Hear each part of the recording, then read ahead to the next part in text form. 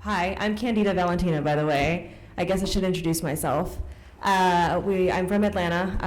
I know Kia Comedy through my sister's room, actually, which is our lesbian bar in Atlanta. It's the longest running lesbian bar in the Southeast, actually.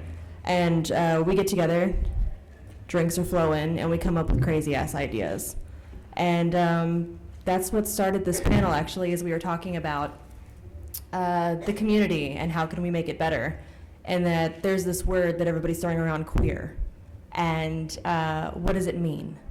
And how can we fix it to where people are saying, I'm queer and I identify as queer, but you're not queer because you're not queer enough. So that's the issue that we've got going on. And when Kia gets here, she's probably going to tell a joke, and she's going to say that she's running late and it's all my fault, but it's not. I actually wasn't staying at the hotel and she was, so she should have been here before I was. I had to take a fucking Lyft and it was like $11, okay? So we just want to talk about some things that are going on in the community, kind of do a back and forth type deal, like give me your questions, and so that way we can have an open discussion and communication. And that's kind of how I want to flow it. I don't want us up here talking about all of our ideas and beliefs and not giving you guys any chance to speak on anything. So that's kind of how I want this platform to go. Does that make sense? Sweet. Okay. And by the way, I'm going to do a shameless plug. If you guys are out and about later on at 11 o'clock, I've got a burlesque show happening here. It's the Femme/Bash. It is basically us bringing your fan fiction to life. So we'll have characters that, I didn't want to give away any surprises, but characters portrayed as Bo, Lexa, Tara from Buffy, even Ruth Bader Ginsburg. Just saying. There may be Batwoman, I don't know. You just gotta be there to find out. And it's going to be, I believe, over in the other room. I have my schedule up somewhere. I'm like Kia, don't blame me.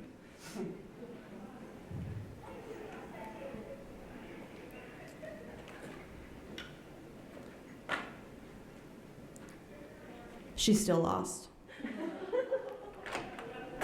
Maybe. Yep, she's still lost.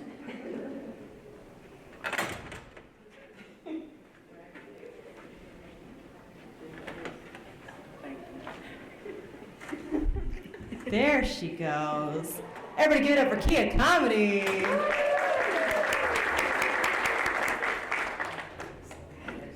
Bitch. I feel like we should invite some of them up here. Yeah.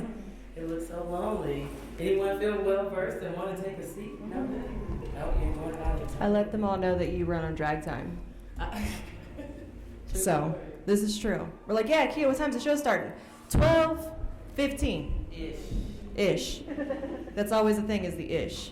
So I let them know kind of how this got started. We were sitting at MSR and drinks were flowing, and we started talking about the ideas in the community and how we fix it. I told them I don't want it just us talking. I want it kind of like a back and forth banter, so to speak.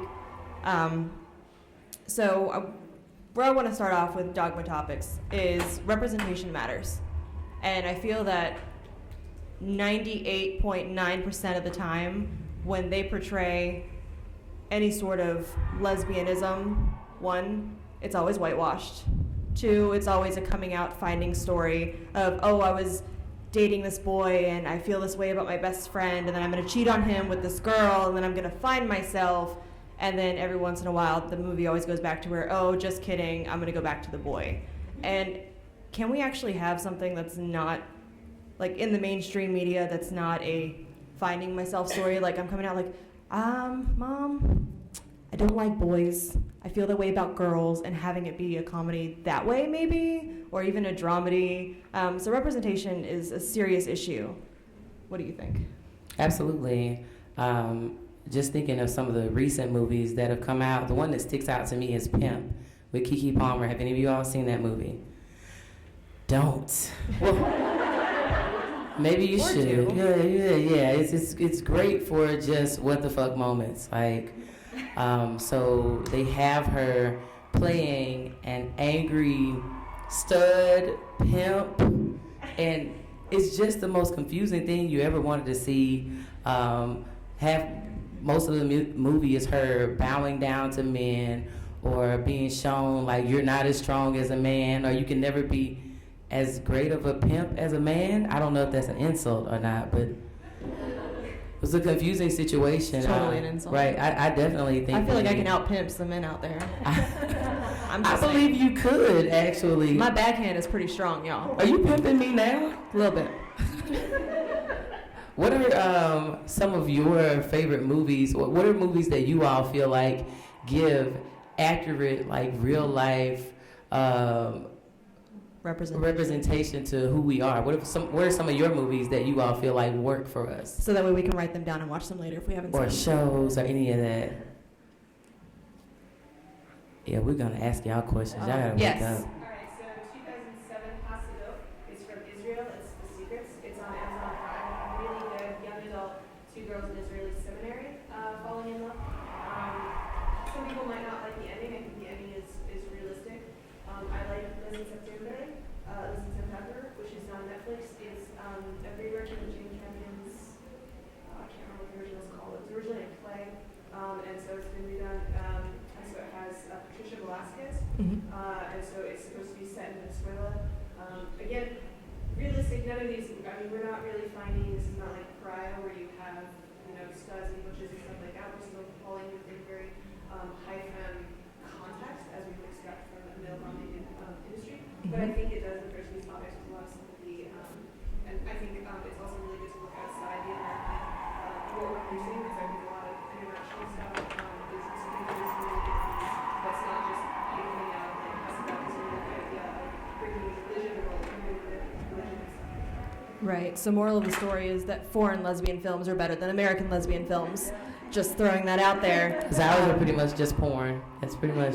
Well, I mean, in a male-dominated industry, that's the route that they take. It's 2 high femmies that end up coming together, and in reality, that's not the case.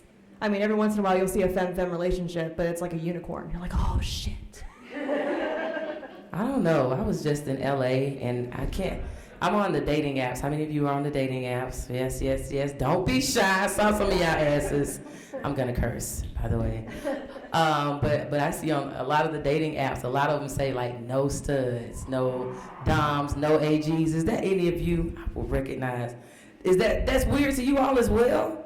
I thought it was. I thought that was strange. I was just swiping through and actually taking a moment to read, but a lot of people saying that like no studs, no doms, no AGs. Really? Yes. AG, aggressive, dominant. I just try to pick up the different ones as I hit different cities. Whatever y'all go by, that's why I'm making notes right now. And also, it is. So the movie you said was. Will you spell that for me, please? Yes. Hasidot. HA-SIDOT. But it's just The Secret on Amazon Prime. You can look it up that way too. 2007 coming out of Israel. I will watch that. I will. Because I would definitely just love to see something that's more realistic and not just how they dream we're doing, whatever in the world men fantasize about lesbians doing in their relationships. Speaking of fantasizing and more realistic, how many bisexuals do we have in the building? Yes. I want to touch base on this because bi erasure is a thing and it needs to stop. Just because someone ends up in a relationship with a man or a boy, however you want to call it, it doesn't make them any less queer. And that's what drives me insane, is that we have a culture out there saying she's no longer queer because she's dating a guy right now. And it doesn't take away her queerness. She's still attracted to females. She just so happens to be in a relationship right now with a dude. And that's a thing in our community. It's like, oh, well, if you don't fall on my queer standards, you're no longer queer. And that doesn't need to happen. We need to be a community that comes together and uplifts one another. I mean, we have the acronyms in our LGBTQIA+ for a reason. There's a B in there for a reason. Obviously, there's a T in there for a reason as well. And another thing that I want to touch base on is our trans brothers, sisters, and non-gender identifying people. They are, I guess, in a sense, marginalized in a community that's already marginalized. Does that make sense? What are your guys' feelings on this? I want to touch on the bisexual topic. So I do parties in Atlanta out of MSR, Lesbian Bar. So already it makes some people feel like they may not be welcome. we do a lot of work to make sure that everyone, every single letter in the acronym and outside, everyone knows that they're welcome. But one of the things that I get the most pushback about is, well, why are you letting bisexuals in the lesbian bar? What do you mean? How do you screen out these individuals? Do we need someone at the door with a dickometer? Like how many? How recently? I don't understand that. I literally had a friend tell me, we were just discussing, and I said, what do you think is the biggest issue within Atlanta's lesbian community? And her response was bisexuals in the lesbian bar. I don't understand it. I don't understand what the gripe is, but I don't want us to just talk about things that are happening in Atlanta and in the industry that we specifically work in entertainment. Is that something that's common to you all as well? Yes. So I live near DC, and they've recently opened 2 queer bars, and they specifically use the word queer, so it wouldn't be just a lesbian bar. And I'm wondering if that's sort of a trend that's happening. Well, essentially, US, or is it still the old school lesbian and we just want lesbians? no, actually, MSR was listed as MSR lesbian bar, and they've dropped the lesbian bar off the thing. They have MSR. I will go ahead and give a shout out to them right now. They are huge in the community that we work in. 99.9% of their staff is queer in some way. They have gay boys working the bar. They have trans people working there. They have trans people working the kitchen. We just did a benefit for one of my favorite people, one of my best friends, Wyatt Wolf. He's going to have his top surgery soon, and we just raised, I think, $1,500 for him to have his top surgery. And they are big on opening up their platforms. I mean, we have drag queens, we have, non-gender identifying people, and that's why with my show, Queerly Beloved, that's what I push for, is I want an open platform. I want boylesquers, I want burlesquers, I want dancers, I want drag, I want kings, I want queens. And at this point, that's why we're telling everybody that, we're letting them know that it's a queer space, and it's a safe space. And I think that's the main thing, is that there comes, again, a stigma in which I don't want to call out people. How many gold stars do we have in here? Okay. So I have bumped into a lot of gold stars in which they feel a certain way about bisexuals. And it's a lot of stigma that they're like, oh, choose one side or the other. And that's my thing. And it's not just gold stars. It's a lot of people in general. They're like, they don't see what it's like to be a bisexual or be attracted to both sides because they would have that one attraction. And I think being open to understanding one another and realizing that somebody can love someone not based off what's their physical appearance or whatever the case may be, that's a thing. And I feel like that's what I want to push, is the open and willingness to understand someone else and their sexuality, their orientation. Yes.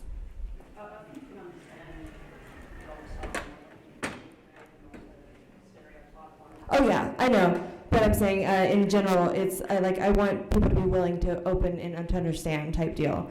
And I love gold stars because I am actually married to one, and I like to pick on her a whole lot. So.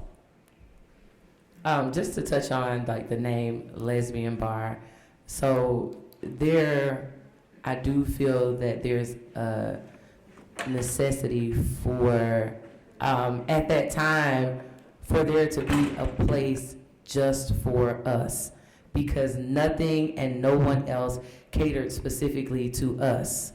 So all of the talent, the staff, the everybody really, there was a time when we just didn't feel welcome anywhere else. MSR's been around for 20 years, and we still try to, for me, what my experience with most prides is cisgender white males. And so when was there something specifically for us? So that's why that name was there. And we still do try to cater and highlight the community. And I really don't think there's a problem with having that space for us, as long as we make sure everyone feels welcome, because that's the only way that you can, break down any miscommunications and bridge gaps, is by having everybody come in and see that we're just like everybody else. We just love a little differently. I'm sorry, you had something to say in the back? Yeah, just for anyone who hasn't seen it, last year on Hulu,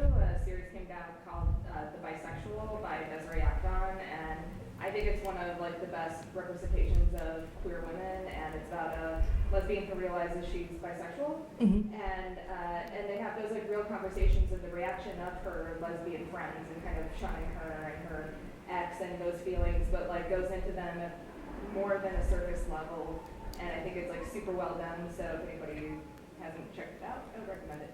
And The that's kind of, Bisexual on Netflix, Hulu. on Hulu. Adding it to my list.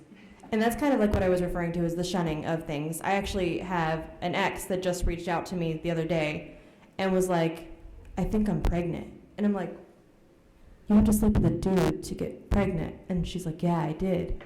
And I was like, oh, have you told anybody else? And she's like, no. Like, well, why not? They don't agree with that. They don't know that they say that I'm lesbian, I should stay lesbian type deal.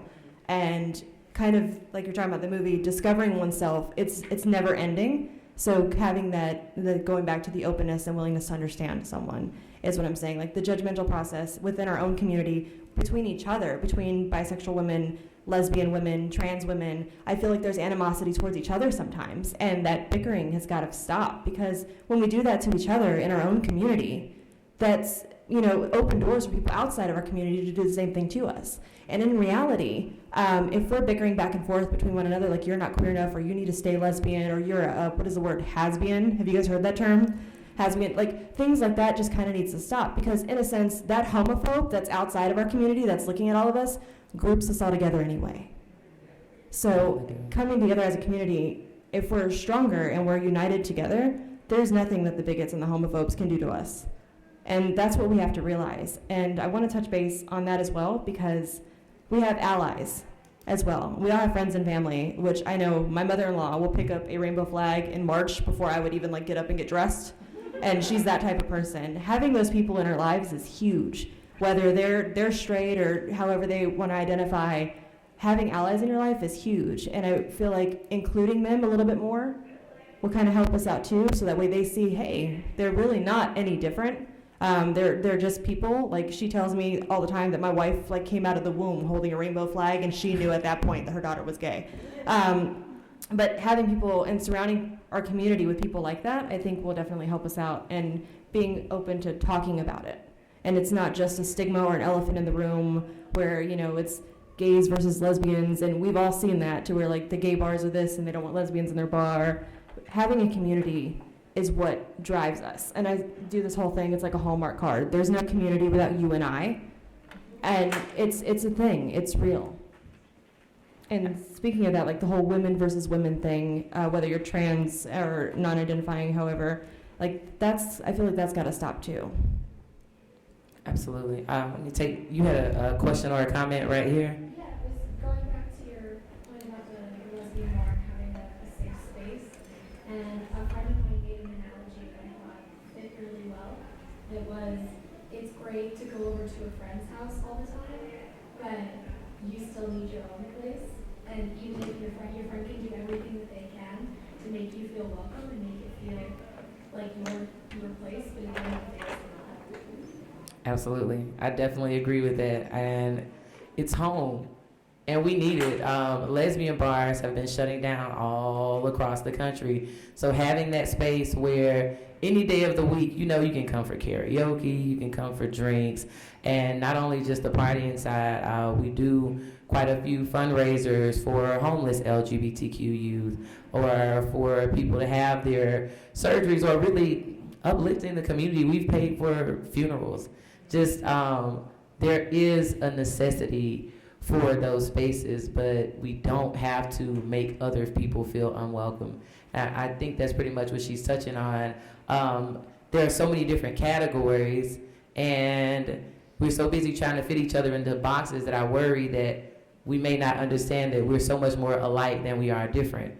And it's making us not come together. One of my issues, before I get on that, you had a comment or a question? It was something right here. Go ahead. So we're talking a lot about women who actually identify with labels that are within the community and fighting between them. But I have a friend who's been using this label straight with an asterisk for a while to describe an identity. Yeah, that's kind of how I feel. It's difficult for me because she's using a label that I find aggressive in my space, and it often happens when she brings me what she considers queer representation. It's often written by straight white cis men, and I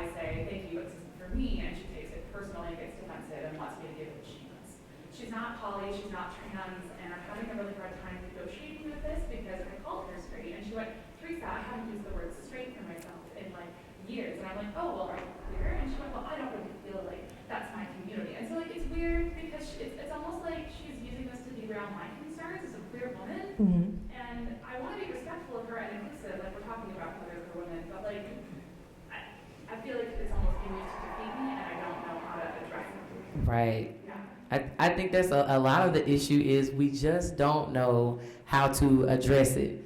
And now, straight with an asterisk, she wants in on our good juju. She wants in. I see, I had someone tell me, and I'm from Alabama, so y'all excuse me, like things catch on down there like 20 years later, so I am coping with my queerness because I had someone tell me their pronouns were Z, they, them. You all are familiar with this, huh? I was like, we're at the end of the alphabet? I was really surprised. We keep it going and changing. It's fluid, and I think the miscommunication is sometimes you'll have people misstate or genuinely just not understand and say something that could be seen as offensive if it were malicious, but it's just purely from ignorance. And I hope that that's what we can all take away from this specific conference. We're not trying to tell you all how to fix it. I genuinely want it to be an open discussion about how we can communicate these things better, not just saying, but also listening and being more receptive to how different people are, how all the intersectionalities, and not be so much offended as we are open to just learn and understand and educate each other. Go ahead. I guess I'm slightly confused as to what the point is. Only from like, I'm just trying to track the conversation because like, I also see within the community, there's like all this sub-labeling of labeling upon labeling, which I want to be respectful of, but also I can't follow fast enough what people. Exactly. Like, and I don't, sometimes I feel just too old to follow what all of this. Because it's a lot of letters in between Q and Z. I don't know how we got there. Yeah, and so like, I don't know if, and like more like, I don't know if what's straight with that. Does that also mean like what comes to mind is demisexual, which or demisexual, which I had to look up because I Me too. didn't know what that meant. And then like I also like because then you said, well, other people from the outside are trying to label us, but also on the inside we're like labeling upon sub-labeling upon labeling upon, and then I feel like. To me, I'm just like, fuck, we're all queer. Like, I don't know. Exactly. Like, Yeah. If you want to do under that, like, I don't want to offend anyone. I don't know how to navigate it either because then people are like, oh, well, you're a lesbian. Like, what does this mean? I'm like, I don't fucking know. I don't know. So we need like a key, like on a map, so you can understand all of it. And then there needs to be a large gray area in between. Yeah, that's going to be in the next queer handbook with asterisks. You need to write that for real. With asterisks. It changes so much. Like, Yes. we get the updated version of it. And that's why the conversation is so confusing, because how do you acknowledge everyone's differences and then still say, but we're all queer and we have a lot of the same struggles, and why are we putting each other into boxes? I guess it's kind of like how I see and many people see the necessity of a Black History Month. It's not that the entire rest of the year you say, fuck us, we don't talk about any of that. It's just that the entire rest of the year, we read about everyone else's history and everyone else's language and everyone else's culture. So there has to be something that highlights the specific things that our people go through, the specific struggles that our people go through, the specific concerns. So I understand the need for, I understand why people use labels, but I also don't think we should see those as just very firm boxes that people have to stay in because it's so fluid. I think it's interesting though, like, to me, like, I want to respect people's desires, fit in whatever box they want to, but I also feel like in some ways it doesn't help us to make it so complicated that, like, to me, I would just really like people to understand not everyone identifies as he or she, like they and them, but then when we like get into these things where like me as a queer woman and they're a lesbian, like I don't even know what that means. I don't know if that's asking so much of like, is it baby steps or do we demand? Like I genuinely don't I would know. say Like, not necessarily baby steps or demanding. It's again, resorting back to the openness and willing to understand, being able to have a conversation with someone back and forth. And a lot of times people will automatically jump on the defense, like, oh, well, you're in the community, you should know about my stuff. And that's not exactly true. And I've dealt with some people like that, where they kind of like shove their identity down your throat. And it's like, dude, I'm just trying to get where you're coming from. I'm just trying to understand how you feel and your identity. And a lot of times I end up resorting to just using people's names when I'm talking to them or referring to them. I can't even explain the amount of things that we deal with all the time. We actually have a convention in Atlanta called AtlantaCon, and we have a panel on just pronouns, just talking about pronouns and people's identities. But essentially, it's baby steps, and a lot of people, like he was saying, love their labels, and they love their identities, and that's how they put everything out there. But I think the openness to have a conversation without any defensiveness, without any judgment, being able to have a platform in which you're able to talk to someone back and forth and kind of learn a little bit, kind of helps make a little bit of like a mental note, and then just keep going about your day. I know that my better half, it feels the same way that you do.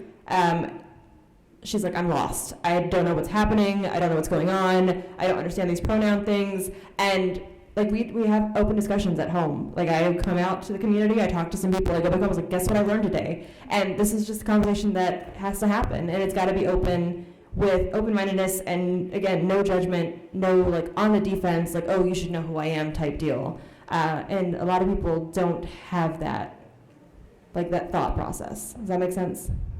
Right here. Yeah, since people said like, oh, I wish there was a handbook, Radical Copy Editor is a great website that is dedicated to, it's originally for like trans copy editing for news stories and blogs and stuff like that, with the idea of like getting all the right pronouns and terms and everything like that, but they've expanded into a lot of queer vocabulary, and it's really, really helpful. And they also have a blog, so I like things all the time, and some really thoughtful things. And this is some good forums that that's conversations we want to start having. Absolutely. Radical Copy Editor. I'm adding it to my notes. Radical Copy Editor. What else? We had a comment or question in the back? Yeah. So I think the key to so much of this is listening to people. Earlier in the conversation you were talking about people wanting to like keep you in whatever that first identity was. Correct. These boxes. But, I mean, as someone who over the last 20 years has come out as 4 different things. I was a lesbian, and then I'm trans, and then I'm bi, and I'm aromantic, and all these things. I think you have to give people room to grow and to change. Mm-hmm. And you never know when you're talking to someone if they're telling you who they are. Of course you should listen, but you never know if you're the first person that they're sharing that information with. You don't know if they've never talked about it before, and they're counting on your response to be a positive one so that they will feel safe to continue taking steps in whatever direction you're going. And I would just very gently push back against the comment of feeling like, well, yes, we have this, but more is confusing and can't be scaled back, because I feel like all of these various identities that are there have always been there. Maybe we just didn't hear them, or we didn't know it, or maybe those people didn't have language for those things, or they didn't have community, they didn't feel brave enough to speak up about these things because they didn't know anybody else who's in this situation. And now we have Google that can tell us. Right. And hashtags. Oh yeah, it's to touching develop base an on entire that. community around it, so you see that you're not by yourself, because you can find your people just by searching a hashtag now. Oh yeah. So it's definitely brought a lot more awareness to people who may not have had a voice before. So I understand it's been here. Now we just have terms for it, and we just have to learn them and have to love and appreciate and hear each other out. Touching base on that, real quick. My son is 9, and he had a conversation with his cousin who was 16. It was around the time that, what's his name, James Charles became like the cover girl model or whatever his name is. And my niece was confused, and she's like, well, if you want to be a boy, be a boy. If you want to be a girl, be a girl. And my son looked at her and goes, gender's not a physical thing, it's a state of mind. And I looked at my son. Mom. Come on, Mom. And I was like, okay. And he's like, you are whatever you feel that you are, and it can change. And I looked at him and I was like, we haven't had this conversation yet, but keep on. and so like that was his thing. He's like, if I want to be handsome one day, then I'll be handsome. If I want to be pretty one day, I'll throw on makeup. And I was like, okay. I've got my makeup bag in the corner if you want to borrow it. But it's something that's changing and it's ever evolving. Like you were saying, like you grow into who you are, and like life changes, things are thrown at you, and you kind of like, I don't know. My sister-in-law's going through a midlife crisis right now. I don't know. But things do evolve. So we have, like, you think back in the day, it was basically lesbian, gay, and bisexual, right? Then now there's this thing that's pansexual, that people are like, oh, it's just another name for bisexual. Not true. So back in the day, we have bisexuals, and they felt a type of way in which this is like old school bisexual. Hold on. I want to pause on that one because that's going to be a whole conversation. Is anybody else confused between bisexual and pansexual? It's okay. We're going to learn it. We're going to understand today. All right. I'm going to pick up on this one question before we switch topics because I know that's a whole move right there. Go ahead. We're going to learn today, y'all. We're going to learn. Labels to me is like we're all somebody who's in a car and a label is a bumper sticker. And there isn't just one. You know, it's like you could put multiples on, you can change over time, or you may have another aspect. And some of the labels we choose to put on ourselves have nothing to do with queerdom or sexuality. Mm-hmm. I'm an engineer, I'm an artist, and I think sometimes maybe this is part of the education is like we forget that when someone says I am blah, it's like they're only telling you one little aspect of whatever their personality is, but we keep trying to shove all of the entirety of that person into whatever box they just told us it in, and forget that there's all this other stuff around it. And maybe they put the sticker on their dashboard so only they can see it, and they don't want to actually put it on. Oh, you see, now you're getting deep. Right. I know me. Right. All of that kind of brought me back to that was, I can empathize with something you were saying. It's like I came out actually pretty late in life, so most of I just didn't know, and so, you know, part of I had a pretty steep learning curve. What are all these labels and which ones am I supposed to stick on me? And, you know, so it's like you start taking that in, and a couple of years ago, I had a friend who was straight and just asking questions. We were having a good conversation. And her comment, you know, I was trying to explain what queer meant, given my total lack of a few years of knowledge. And, you know, I was trying to, because she's like, queer was a bad term, right? Yep. Repurposed it. Back in the day. Yeah. It's all good now. Yeah, it was an insult, and I was trying to say people who say they're queer is like it's a big, broad, encompassing swath statement that means other, and it can be other from anything. I personally prefer the term queer, and I feel that we're now taking that negative, condescending term from back then and making it something that's lively, and we're proud, and we're able to say, yes, I'm a fucking queer, and fuck you. Right. Like, I'm queer and I'm queer. That's actually what our shirts say for queerly, but yeah. Queer is a term that I like to use, and I've noticed that a lot of people, one of my friends, she's performing tonight, Silver Kitsune, she has all these labels that she uses for herself, and when she goes and she talks to someone and they're like, well, how do you identify? She's like, I'm queer. And she just sums it all up with one word. And I feel like that's kind of what we're here today to talk about, is the community, in a sense that, yes, we have all of these labels and we're all these different people and we have all of these things about us that we love, that we want to share with the world. And yet, when you look at us as a collective group, we're all just queer. And that's kind of how I wanted to address this today, and talk about how we come together as a community and how we all make up this beautiful woven tapestry of this magical rainbow, like, blanket. I don't even fucking know. But it's beautiful, and we all identify differently. We all have different feelings. We all have different outlooks. If you talk about the word queer, you can line us all up and ask us what our definitions are, and I guarantee you none of them will be the same.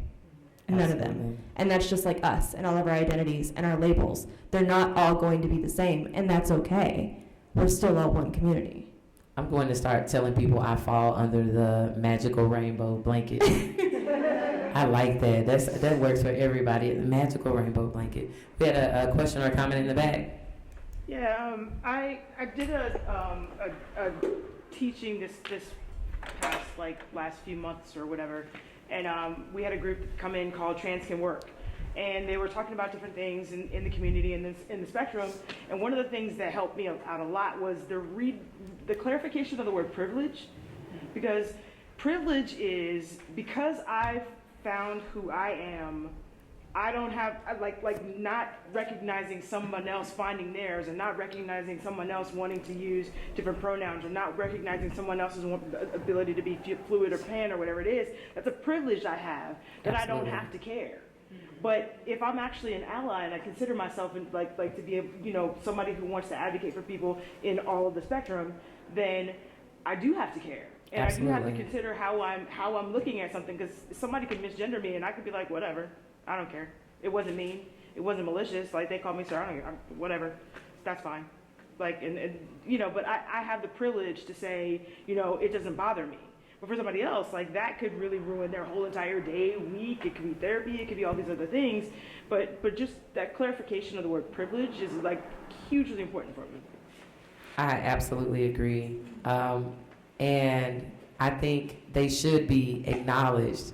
It's just, it can be difficult and confusing at times, and sometimes even cause confrontation. But I just hope that we can get to a place where we are as open-minded as we want others to be towards us, because people don't automatically know. And the only way they'll know is if we continue to have conversations like this, where we say, you know what, it's confusing for us too, but we can learn as we go, and we don't have to judge each other. Just be more open, and like you said, just listen to people. Don't just sit and bask in your privilege and say, well, it's confusing, we'll just be this. Just throw everybody under I love the magical rainbow blanket, though. There you go. I respect it, but it's important to understand the intersectionalities, because everything about you makes you who you are today. So speaking about privilege, one of the things that just recently happened to me, I want to make sure that we're not afraid to call someone out when they're, using that privilege. I was believe it or not, a boudoir photographers group. And somebody had posted a photo that was supposed to be funny that says, I'm not, it was so annoying. But they used trans. They did, I'm not fat, I'm trans something. Like, huh? Trans slender. Yes. And they, of course, it was all the straight identifying people that were laughing about it and said, oh, this is great, I'm going to use this. And I was like, wait a minute, no. This is transphobic. And one, it was posted on trans, Pride Day. It was their day. And I brought it up, and they're like, oh, it's meant to be lighthearted. It wasn't anything negative. It wasn't meant. And I was like, but you don't understand how it can be taken from someone who is trans identifying. And using that as a platform to joke about anything is, one, erasing the fact that the trans word doesn't mean anything, and that it's a joke, and that everything can be lighthearted, and that it doesn't matter. And being able to speak up and call that out is a thing that we all have. And a lot of times when we are blinded by our own privilege, we say certain things, or we let things slide because, oh, that's just how that person is, or oh, that's just how they are. And we understand that, but we have to come together as a collective and not be afraid to call it out or mention it and say, you know what, that's transphobic, or that's homophobic, or, even if it has anything to do with gender or racism, we have to be held accountable, so that way our community comes together and it's no longer us bickering with each other. It's kind of like us coming out to the world. We're here, we're united, and we are who we are. And thank you for bringing up privilege, because that's a huge thing. And we as a whole, our own people, we have to understand that our privilege, doing a self-check, if you will, and realizing that I know that I'm Latina, and I look white, so I do have white passing privilege. And that's something that I have to check all the time.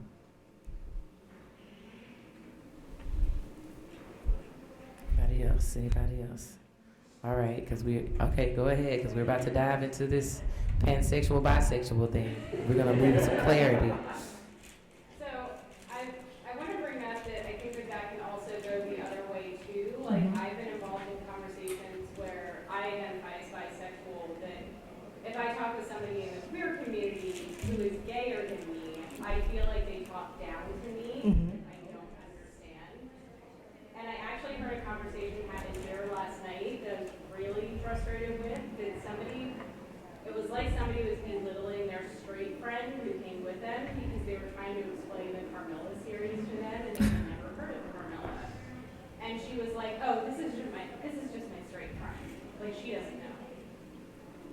like, I know that it's just, it needs to go both ways. Yes. Yes, We it need does. to have more conversations about like how to have constructive conversations about this. As people who may know more about a certain topic, like you need to learn how to talk to people too who may don't know about that without belittling them. Mm-hmm. Yeah, Absolutely. that was my point too. Like, I'm sick of being told, well, you're gay, you should know these things. Yeah. Like, I don't know. You have to explain it to me. Like, I'm willing to learn, but like, you can't. It goes the other way. Yeah. And that's what makes other people so angry. They're expecting the fight. They're expecting us to be aggressive, and sometimes we are. And I think that comes with just being happy to be accepted and being able to be married legally now.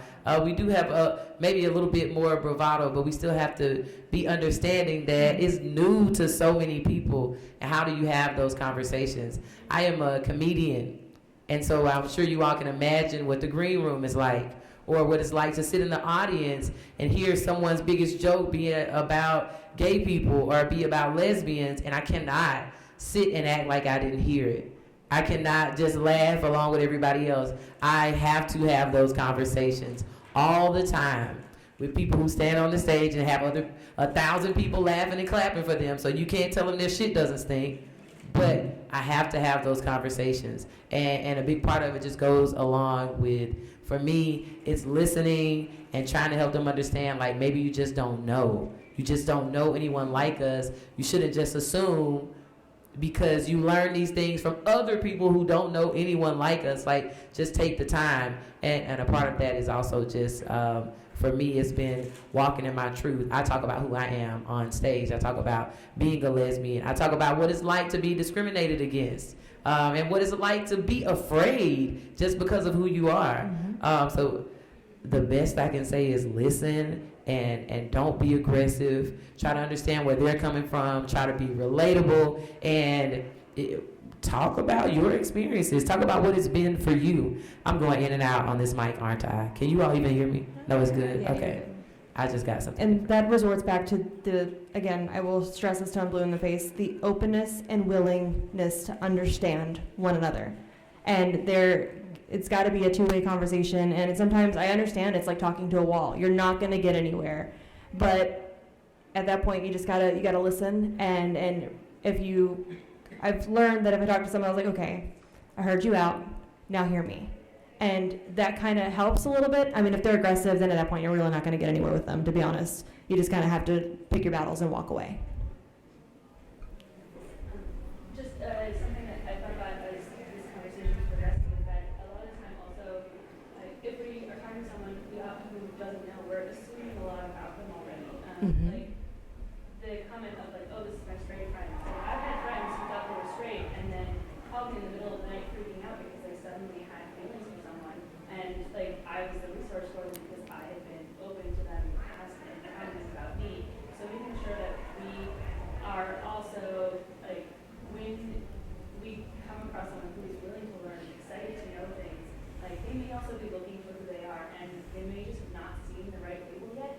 Like I know for me, it took me a long time to figure out exactly what label works for me, and I call myself bisexual even because it's the first thing I found. But queer feels so much better to me now. And like, over my life, that has expanded so much, and if I can grow and change like that, so can someone else. And just seeing that change in people who like self-identify as straight and cis and everything like that, they may just not see how they can be queer yet. They may be part of our big magical rainbow blanket and just not really I love understand it yet. That's going to be the thing all day now. I love it. I'm running with it. I'm going to have a magical queer rainbow blanket. I'm going to have one. You had a question or comment right here? Just two comments. I was just going to say, I wrote down there's plenty of room for everyone to cuddle under the magical rainbow. Yes. I like that. Yes. I'm running with it. And I was also going to say on the graceful bravado thing, that there is such a thing as graceful bravado, and an opera singer can sing beautifully, but you're going to have to do that. Yes, that's true. I don't know if you guys heard what she said about graceful bravado, is that an opera singer can sing high and loud, but really fucking beautifully, but you're going to hear her. And that's kind of like how we have to live our life. Yeah, the conversations just have to be had. It's not always comfortable. Not always. But like I was just with all these comedians from all over the country, and the very first day was the most closed-minded, ignorant, homophobic conversations. But by day 4, we were all like family. And they had to hear, and they had to understand, and they had to literally like walk the streets of Hollywood, or well, of West Hollywood, even better, y'all know that, and just see that we're just people. It just has to, you gotta kind of be patient, but not just with the people outside of the community, also with each other. I have been called transphobic for a joke that I've been telling for like 3 years, but I took it to Philly. Is Philly in here?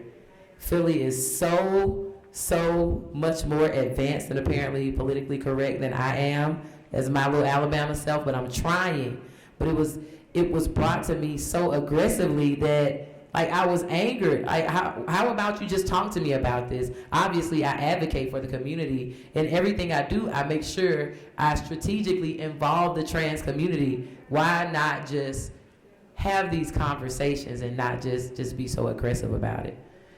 All right, any questions, comments, concerns before we move on to pansexual and bisexual? Right here in the back. I just wanted to come back to your question, or your first comments about representation in the media, and you talked about fun coming out stories that there aren't any. Mm-hmm. I'm not sure if this is dating myself horribly, but there's a great movie called Better Than Chocolate.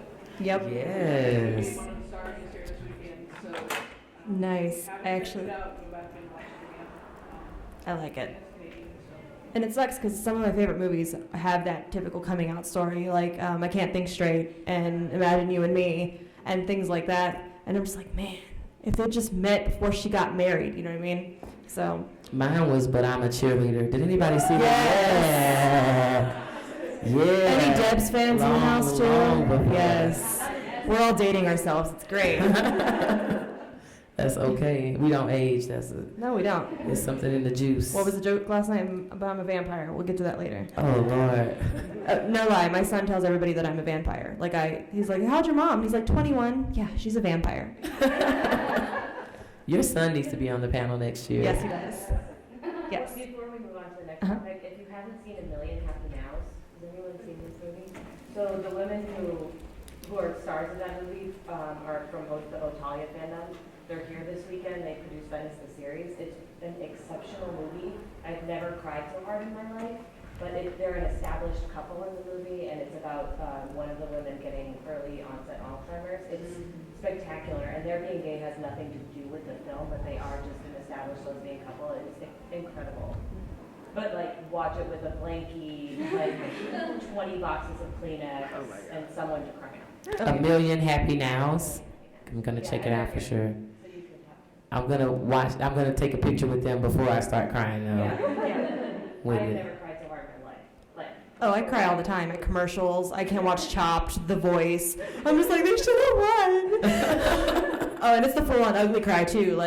I've experienced it. I have questions, comments, concerns. Let the church say amen. All right. Okay, so we talked earlier about the ever-evolving forms and how at the time, back when, there was just bisexual and then pansexual evolved. Pansexual evolved out of the fact that certain bisexuals says that they are bi, either man or woman, that there was no trans or gender neutral involved. It had to be one or the other. So pansexual is like, fuck that. We're gonna love everybody and everything regardless of physicalness and whatnot. Yes. Okay, so I'm bi. I'm like, Mm-hmm. I know. okay, good. Yeah, so that's why I'm saying the definition has evolved over time to where now everybody says bisexual and pansexual are the same thing. And that's we're talking about evolution of change over here, that everything has evolved over time. And a lot of times if you speak to, I know my my aunt, bless her heart, she's old school gay. And she's like, well, we didn't have all these labels and these terms. And she's like, I'm just calling everybody gay. And I was like, no. I was like, you can call everybody queer. And she goes, fine. But it's one of those things that it has evolved over time. And so we have to take that time to be willing and open to understanding their mindset when it comes to like old school mindset versus new school mindset. And there's a difference. There's a huge generational gap there, and which now we have, like you're saying over here, hey Google, we can do this and we can do that.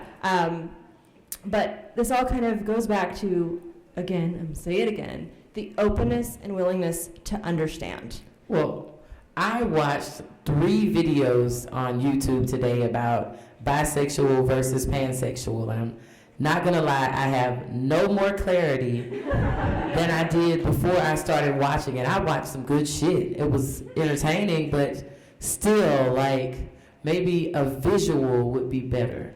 The original definition, bi meaning one and two. So two. Pansexual meaning all. So that was the original definition, the terms and whatnot. But there are lots of people who identify, oh, I'm pan and bi, or they identify as both. I just like the fact that a lot of bisexuals use it to say my gender and others these Yep. days. To use the two is still Mhm. but it's a different description. I also had a long conversation with a pansexual friend of mine, whereas like I am usually attracted to people and their gender matters to me because I honestly don't know how to get intimate with someone if I don't understand their gender. And if they're questioning, it usually means that I need to be a little further away until I can understand how they want to interact with their gender. Mm-hmm. Whereas my pansexual friend had no trouble at all when their partner like just was questioning and then got fluid and then decided they were male and then decided they were female. And like it didn't affect the way that they felt at all. So that was an interesting distinction Mhm. here in a discussion. But just to throw out the definition Yes. of sexuality that I know that a lot of my friends use. Yep. That does give purpose to the labels, though. I need to know how you want to be loved on.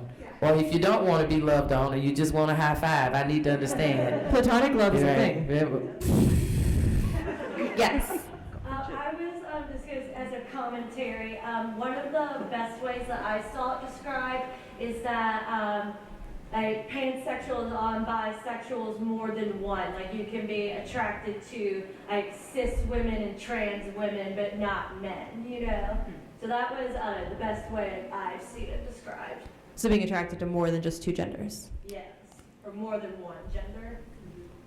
So can it be summed up as Like there's more than asking one for a gender friend? at all.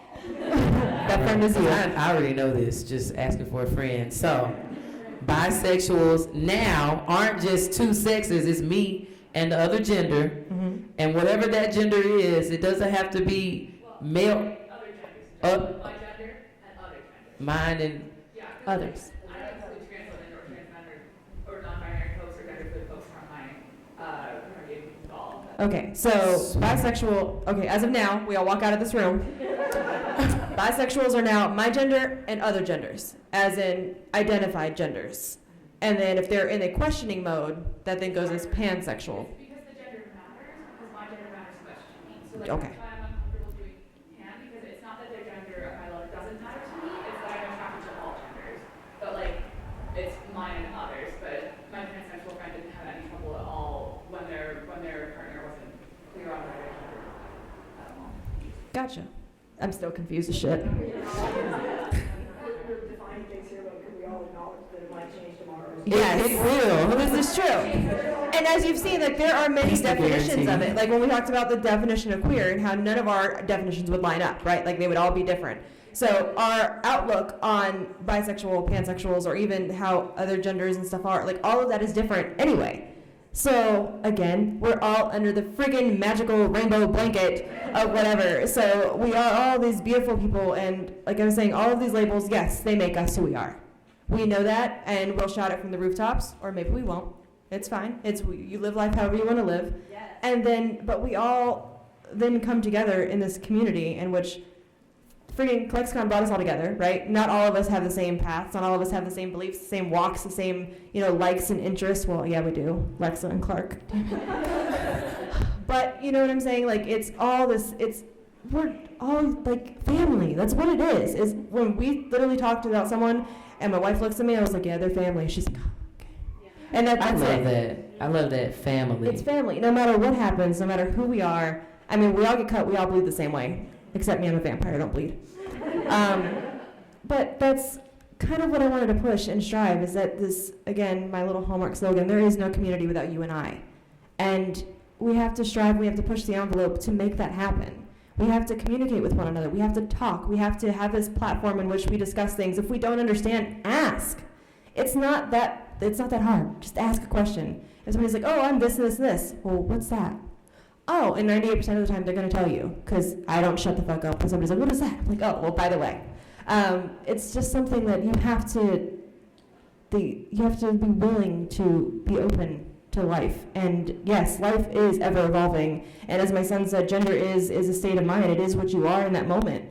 And it's not something that defines you. It's not like definitive. These boxes that everybody puts ourselves in, or that the community or people outside put us in, that's not exactly who we are. Like, yeah, it's labels.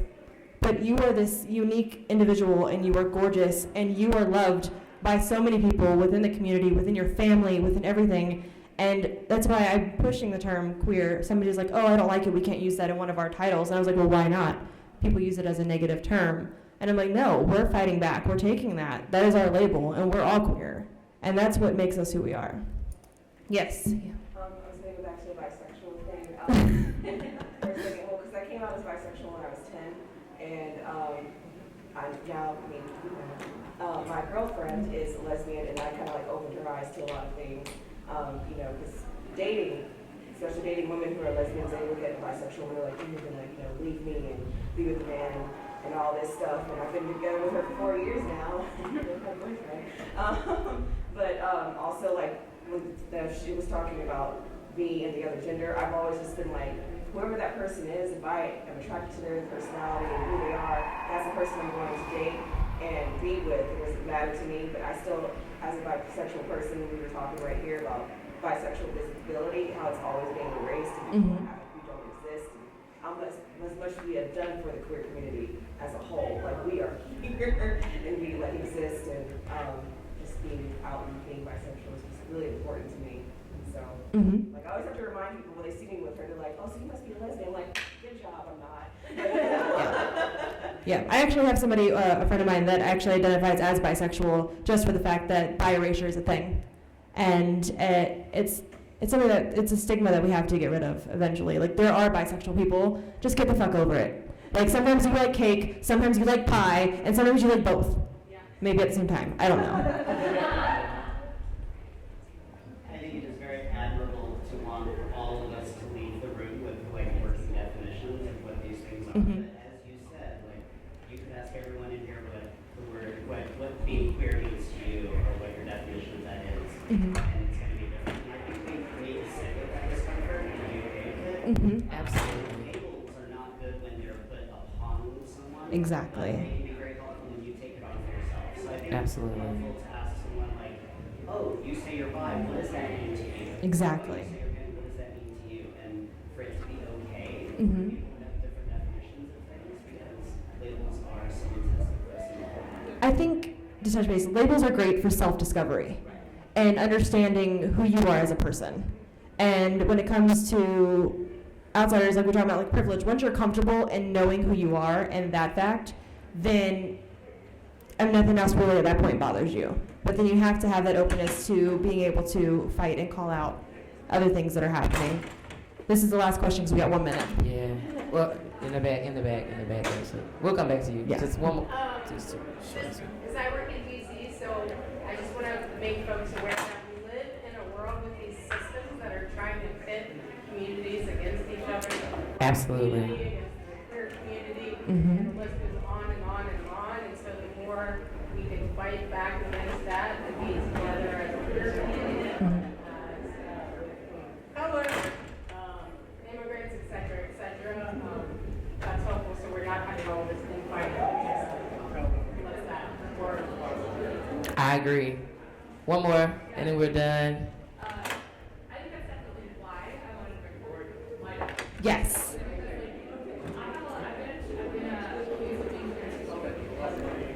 Oh, yeah. Yeah. Absolutely. Yeah. But like, it's hard when like the label that you use to identify yourself is Exactly. It's just the openness, like, again, I'm going to stress it, the openness and willingness to understand one another. We have, unfortunately, that is time right now, guys. I have a burlesque panel that's happening. If you want to know a little bit more about the burlesque show and burlesque in general, a lot of the performers are in the back. They're What all time making does it their way start? to the panel. What time is that The panel? panel starts at 11:15, just it's where? next door. Right next door at And then, 11:15. Can we clap it up for yourselves just for coming? Thank you guys so much for being Thank you open guys and so much. asking Thank you, questions thank you. and the back and forth banter. We really appreciate it. Thank you so much.